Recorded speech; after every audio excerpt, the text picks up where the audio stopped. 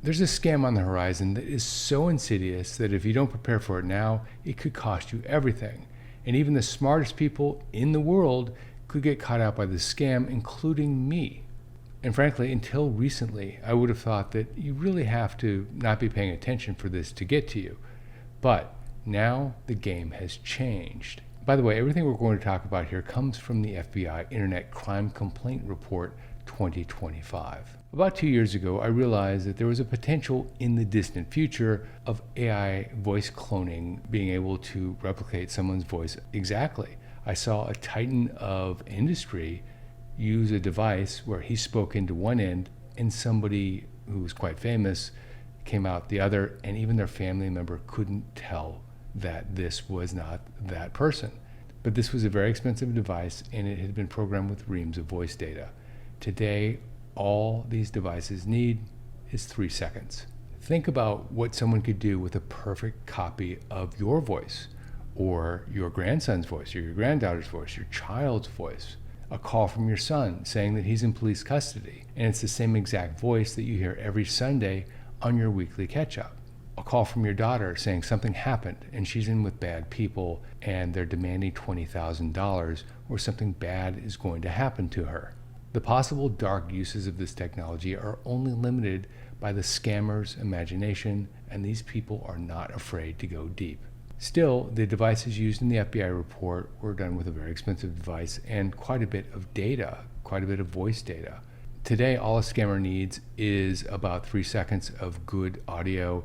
This can come from a birthday post on Facebook from a few years ago. It can come from a TikTok video where somebody is doing one of those funny dances. I don't know. But it's out there and easily accessible. And once the scammer has the sample, AI builds a synthetic version of the voice. This isn't an impression, and it isn't a sound-alike actor reading a script. It's a copy built from the real thing. An exact copy in many instances.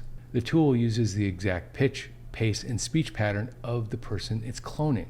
And this is the big difference. This isn't the scam from 10 years ago where someone pretended to call from Italy, calling grandma or grandpa. This is their voice.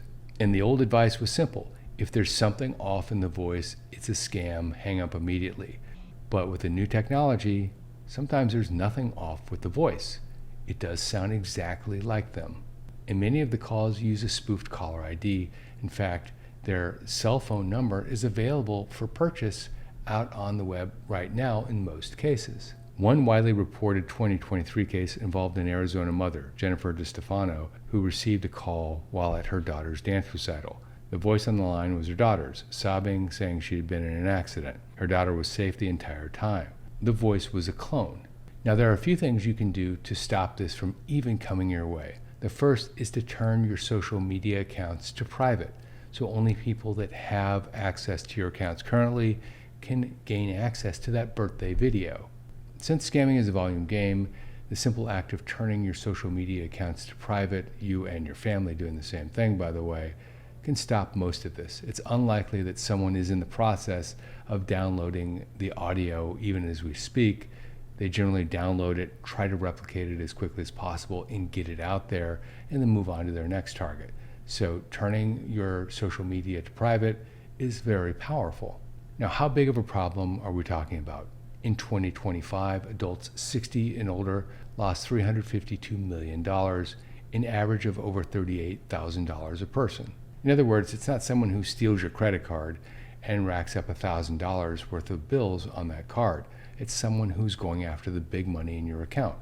$38,000 is an average. Some people gave up a lot more to save their son or their grandson or whoever they cared about. And these new scams always start with a phone call, not an email like the old days, not a text, not a letter, a phone call. That's how they start. And the voice on the other end is the person that they know, love, and trust. Now, when you step back, the impersonation scam universe gets bigger. The FTC says impersonation scams where someone pretends to be a family member, a government agent, or a business remain one of the most commonly reported categories of fraud complaints in the country. In other words, the scammers already know what to do, they're just changing their tactics. When you step back and you look at the broader universe of impersonation scams in 2025, including police, IRS agents, your family members, That's 1 million people that got scammed out of $3.5 billion. And finally, if you step back even further, $7.7 billion was defrauded on people 60 or older in the broader online universe. Now, when you look at impersonation scams and you think about all the possibilities, the police, the IRS, family members, the single fastest growing category is family members and AI voice cloning. It is growing at a rapid rate. And by the way, none of this is meant to scare you into distrusting any phone call that you get, but being aware will take away a lot of pressure if something does in fact happen to you. Now here's the classic scam. It's called the Grandma I'm in Trouble scam, and it plays out just like this. Your phone rings from a number you don't recognize, sometimes made to look local through caller ID spoofing. You answer and you hear your grandson's exact voice. He's upset, maybe crying, maybe out of breath. He says that he's been in a car accident and that he's been arrested, or he's fallen in with bad company and he needs money sent right away. They'll request a transfer mechanism, a wire transfer, gift cards, or cryptocurrency. All of them are not traceable. And just to really sell it and create additional fear, there's often somebody else who gets on the phone. Maybe it's a drug dealer who says that your grandson owes them money and they want it now. Maybe it's an attorney. Maybe it's a police officer. It is the setup for the big number that they're going after. And the way they stop you from back-checking them, the voice says, "Don't tell my parents. I don't want them to know." And being a loving grandparent, a lot of times you don't. The pattern is sometimes called the grandparent scam, and it's been used for decades, but with voice cloning, the 2026 version is far more deadly. It no longer sounds similar to your grandson. In a technical sense, it's his voice, his exact voice.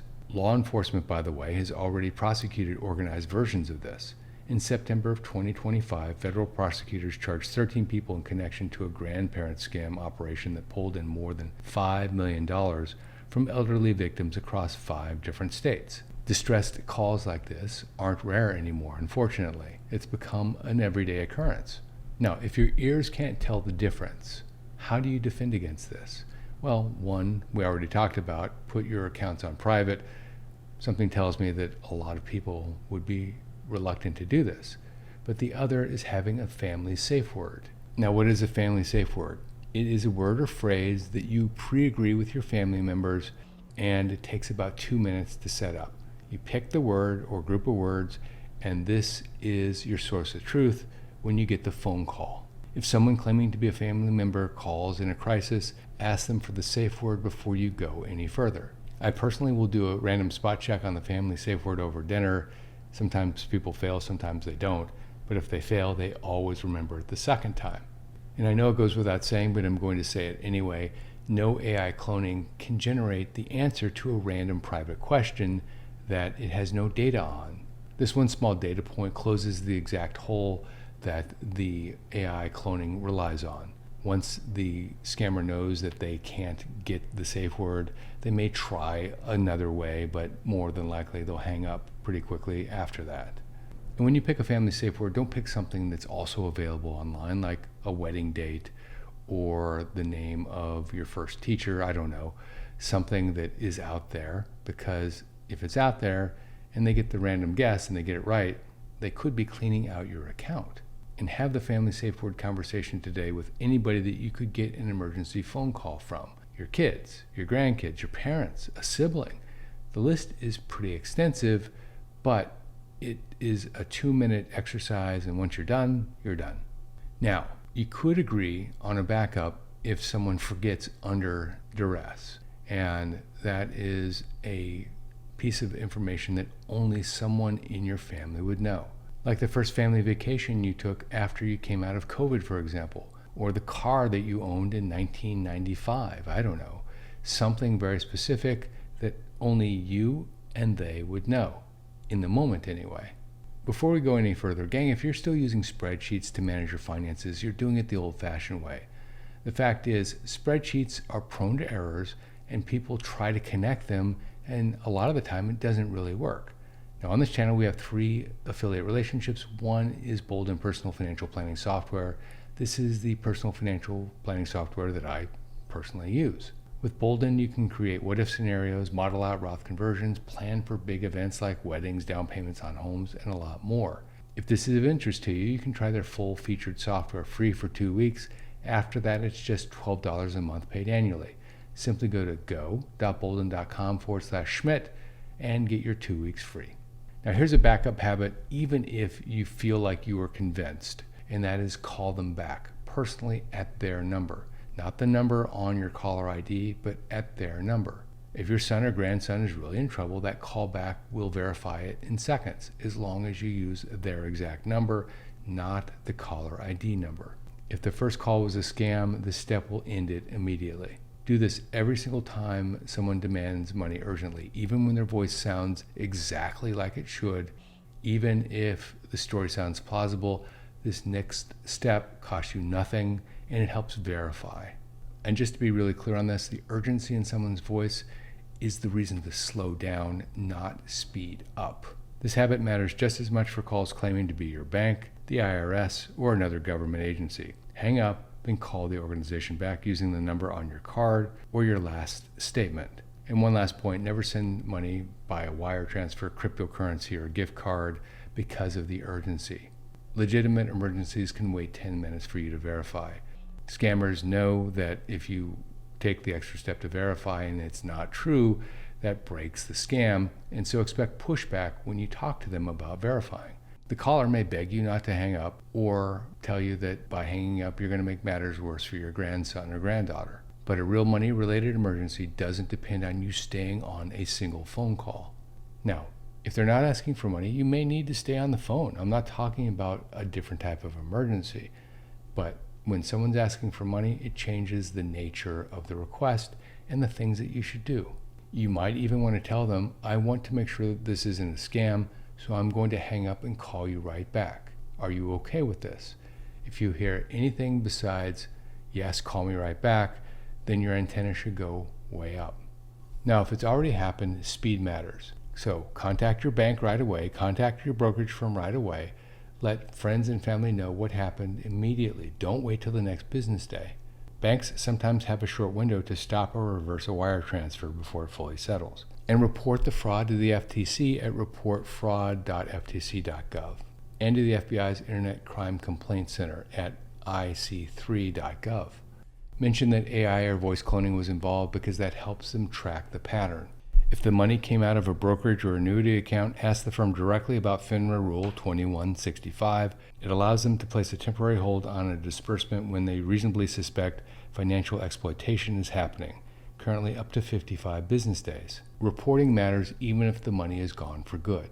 Individuals who report helps law enforcement recognize the pattern and find the people eventually, once they have more data.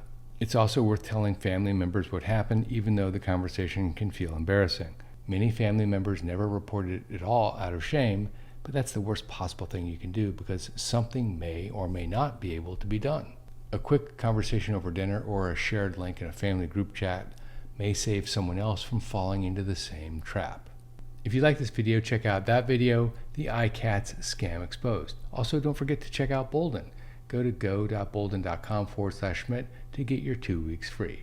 This is Jeff Schmidt, and I will see you in that video right there.